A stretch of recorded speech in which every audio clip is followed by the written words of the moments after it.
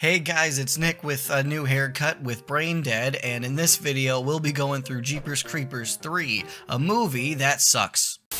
Now, obviously I don't like this movie. I've been crapping on it since my first video covering this series. Anyway, I do love the first two Jeepers Creepers films. God damn, that third one was bad. See, I did say that. And you know, forget the shitty writing, the cringeworthy action scenes, and the plug-in special effects. The whole structure of this film is just an absolute train wreck. They have like 4 different storylines that are kinda not really connected going at the same time, which is like too many. And the way that they alternate between these storylines is completely absurd. Like, there's literally scenes in this movie that are like 30 seconds long. They'll cut to another scene and then immediately cut back to that 30-second long scene for no time to pass. Why did you cut away? Just add that 30-second part onto the second part of that scene. Why do you have to split them up? Why are you chopping up your movie in such a nonsensical way? Fuck you. You know, I'm just mad because this recap script was the most difficult one to write because of the way they chopped everything up, so I had a hell of a time putting everything together coherently, so I think I have a right to be a touch upset with the film as a whole, so let's get into it. Nonsense retcon cash grab the movie 3, the squeakquel, Electric Boogaloo. The movie opens on a dude running from the creeper only to get got moments before rescue, or potentially vehicular manslaughter. Before he gets got, though, he ends up chopping off one of the creeper's hands, which Shifty Eyes here takes. We then cut to 23 years later, picking up immediately where the first movie left off, and we're reintroduced to Sergeant Tubbs, who looks roughly 16 years older than he did canonically a few moments ago. He and his squad find the creeper's truck outside the station and start to investigate it when... Oh god, holy shit, his shit is booby-trapped. It nearly takes this officer's arm off just as a posse of creeper defeaters, TM, shows up and takes charge of the situation. After almost killing Sheriff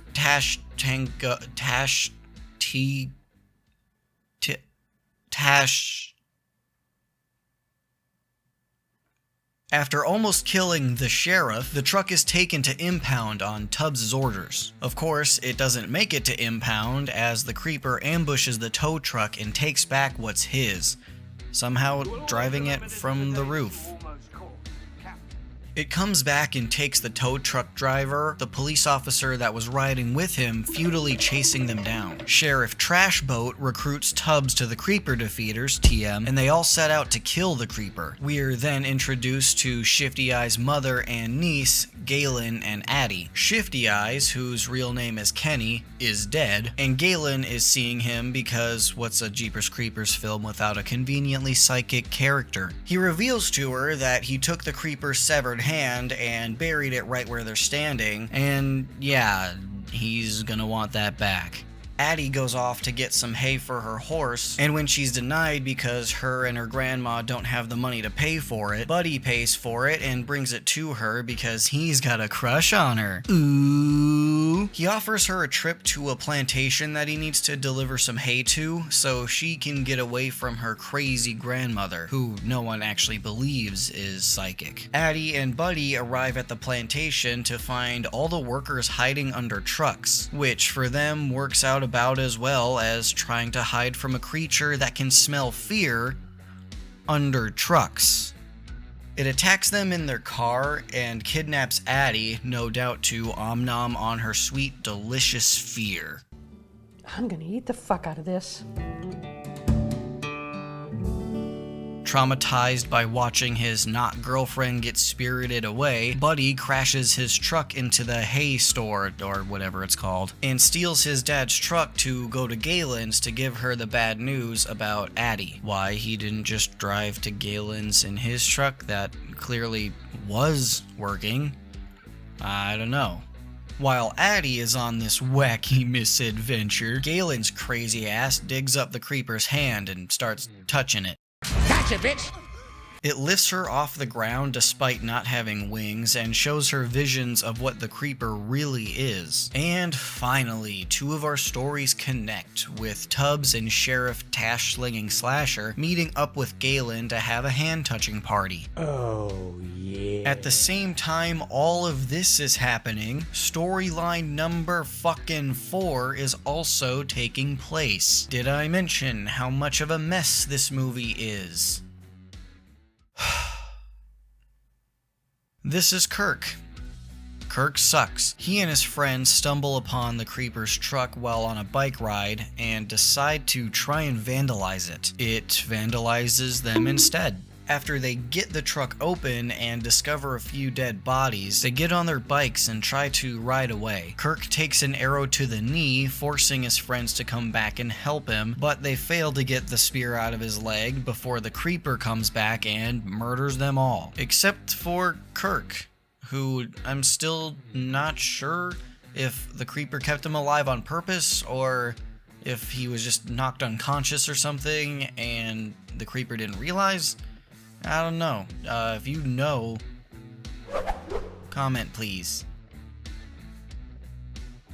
A little later, another two storylines come together as Addie wakes up next to Kirk in the back of the creeper's truck. And if you're wondering, Kirk did get taken before Addie, but trust me, this was the most coherent way to recap this movie. It is a mess. They're both tied up and bagged, but not dead for some reason, which is kind of bullshit. I mean, my man Derry over here's probably just like, what the hell, bro? You killed me, like, right after taking me. You know what, he was probably more like, my eyes. Addie gets herself and Kirk untied, just for Kirk to stupidly poke his head around a truck he himself previously described as a death trap. And you know what happens in death traps? You die. Back at Galen's, Sheriff Bold and Tash is done playing with his hand, and the Creeper Defeaters, TM, get a call about the Creeper's whereabouts and head to the location. The point is to stay alive. Tubbs and Tash Bandicoot catch up with the Creeper down the highway and fail to bring the massive truck to a stop, seeing that the tires are not only bulletproof, but ricochet their bullets right back at them. Which is too bad for this guy, whose name is Michael, and who also doesn't know about the truck's tendency to shoot back. The point is to stay alive. The Creeper blows Tubbs and Razmatash right off the road, where he confronts them and ends up killing Sheriff Tash Tego. He lets Tubbs go though, and no, I don't know why.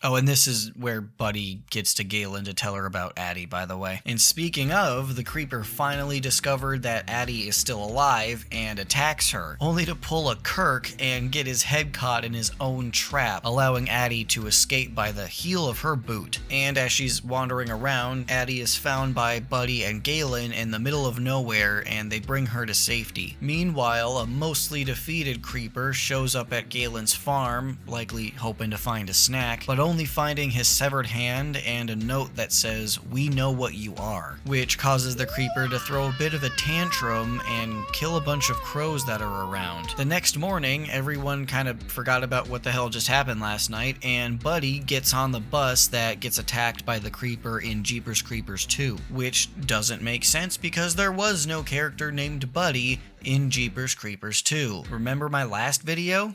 We then cut to a bus full of not a single person named Buddy. A joke that will make sense once I cover Jeepers Creepers 3. Stay tuned. And it comes right back around.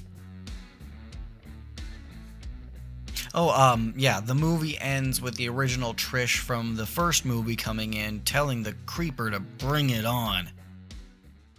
Okay, so after watching the end of the movie again, I realized that Buddy had a line about having family in the area of the state championship, and he said that he was going to stay with them for an extra day, which explains why he wasn't on the bus when it was on its way back. So, just an FYI, I was mistaken, and I'm sorry. This movie still fucking sucks donkey dicks and ass, and I still fucking hate it. This piece.